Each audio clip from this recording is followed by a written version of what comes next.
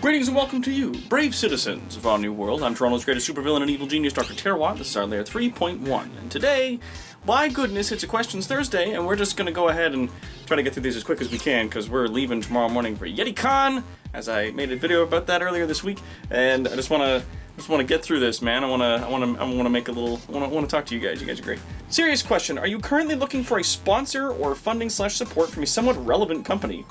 Absolutely. I mean, I'm not actively looking right now. I got my hands full with a lot of things, but pretty soon I'm going to be opening up a sort of like henchman/minion program that people can join in and do different levels of assistance at Evil Incorporated, because obviously I can't take over the world by myself. I need minions like you to help me out with this kind of stuff. And I mean, if somebody knows a company that would be willing to sponsor Evil Incorporated, then by all means, like, put me in touch. I'm not above taking a couple of bucks to talk about some stuff that I enjoy or stuff that's relevant to me. Like, hey Doc, can you explain the Bulbasaur soft drink can? You have it in the background of your videos. I keep looking at it every video. Oh, well, this right here, over here, it's just off camera right now, but this is an apple flavored drink called Ocean Bomb. I got this from, I think, like a Korean, Chinese market. But yeah, it's got a little Bulbasaur on it.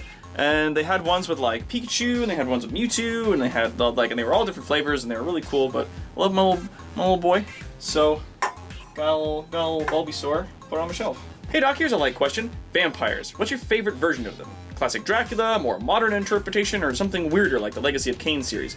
Also, if you were to be bitten by a vampire and it attempted to turn you, do you believe your nanomachines would save you?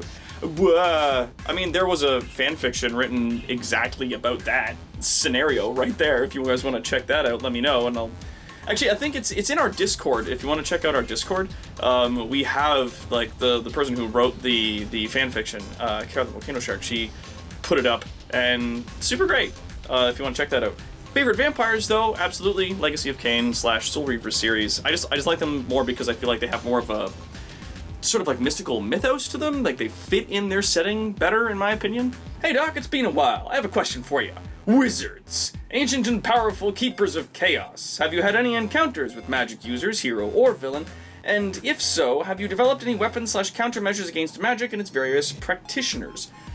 I mean, I've answered this, I think, like 100,000 times, but yes, there are. I mean, I haven't run into any heroes that use magic per se. Hades uses magic, like he's an occult magician, from what I can tell, and the countermeasures really depends on the person who's using the magic. Magic has rules. If you can understand the rules of whatever magic that person is using, then you can create countermeasures for them. So there's no, like, all-encompassing anti-magic ray that someone can build. That's ridiculous.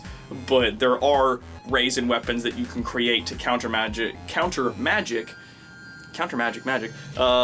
depending on how that magic works. What's up, Doc? I'm curious, given your considerable breadth of scientific knowledge, what scientific discipline do you wish you had more knowledge in? How do you feel that knowledge would impact your plans for world domination? Well, I mean, it's specifically the one that deals with world domination. I wish I had more knowledge in political sciences. As much as I am a physicist at my core, I mean, I've got some knowledge in political sciences and whatnot, but I don't, like, I want to know more, because I feel like that would be obviously very helpful for me taking over the world. Repeat question! Just so that everyone knows, this was a question that was posted on a previous video, but we're answering it today. Nice to see you back on the YouTubes, Doc. On to my question. Have you seen any of the Godzilla movies, and how would you handle a creature like Godzilla? I haven't seen any of the new ones. It's... I don't know, like, it doesn't interest me.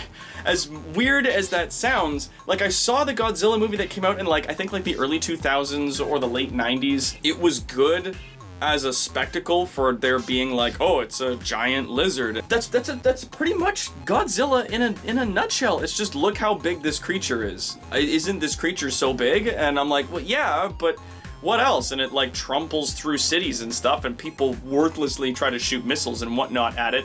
And, like, that is on its own, that's it. That's the spectacle for me, is watching a giant monster trash through cities. I mean, it's like Pacific Rim, but without the cool giant robots fighting the monsters. It's just, this is a giant monster. Like, okay, yeah. So, like, while I think those movies are good, I don't really have a huge interest in them, so I don't oftentimes go out and seek those films as part of my repertoire. In terms of fighting those creatures, like, if you don't... Listen to me. If you think that the government on its own, not even super scientists like me, if you think that the government, who can launch tactical nuclear warheads into the doors of a bunker from the other side of a planet, can't manage to get one of those missiles inside of the eye or the mouth or the butthole of something like Godzilla, you're out of here. Get out of here. What are you? All hail the Cauliflower King.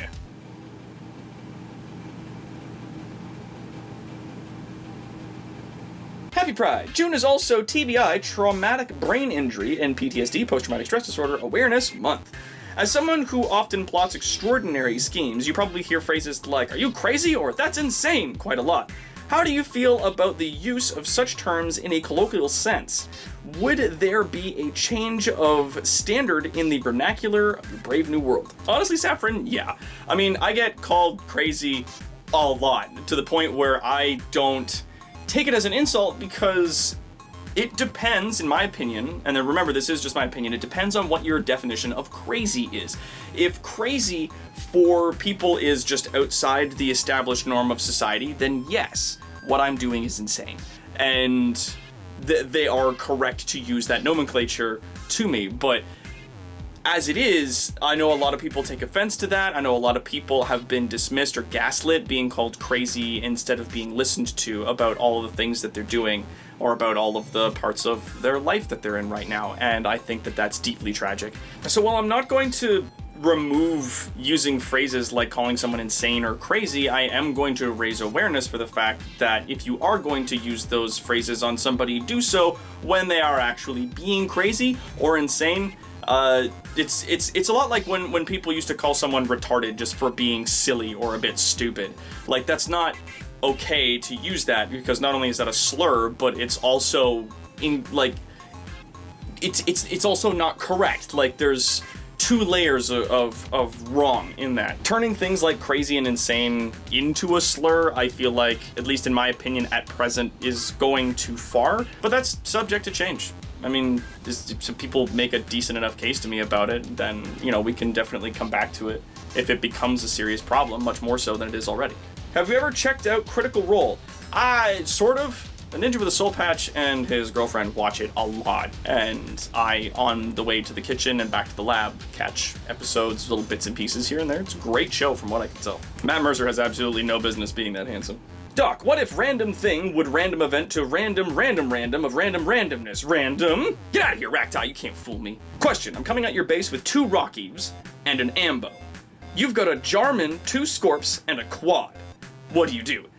Rocky, what? Ambo? What the frig? Warden, what are you talking about? I don't know what any of... Okay, the only thing that I understood in this was Quad. And if you seek to challenge me while I am in the possession of 1 Quad, then you are a fool, for Quad is worth the power of 4 regular men.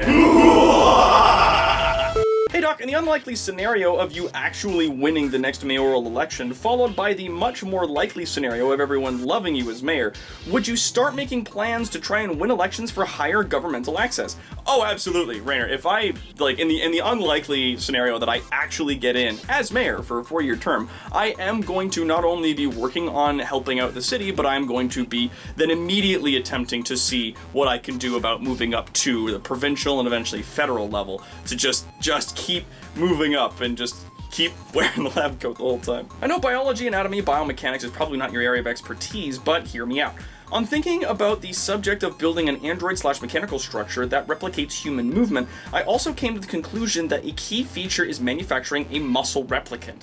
Considering how muscles work, would having springs that line up like muscle strands suffice?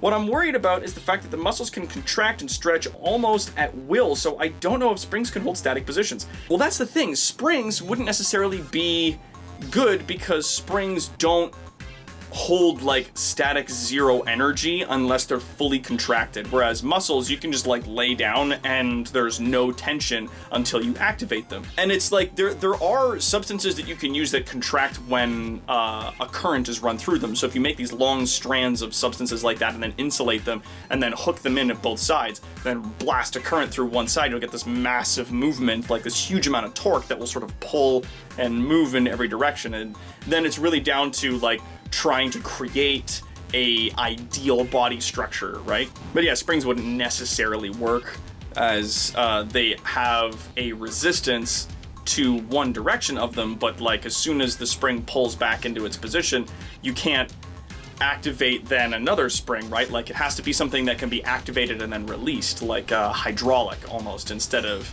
necessarily springs. Jaegers used hydraulics, and it's a good move, but I feel like they were wasting, in my opinion, a lot of energy by putting hydraulics into just the joints and not trying to find some other way of moving the mechs around with, you know, actual muscles of some kind.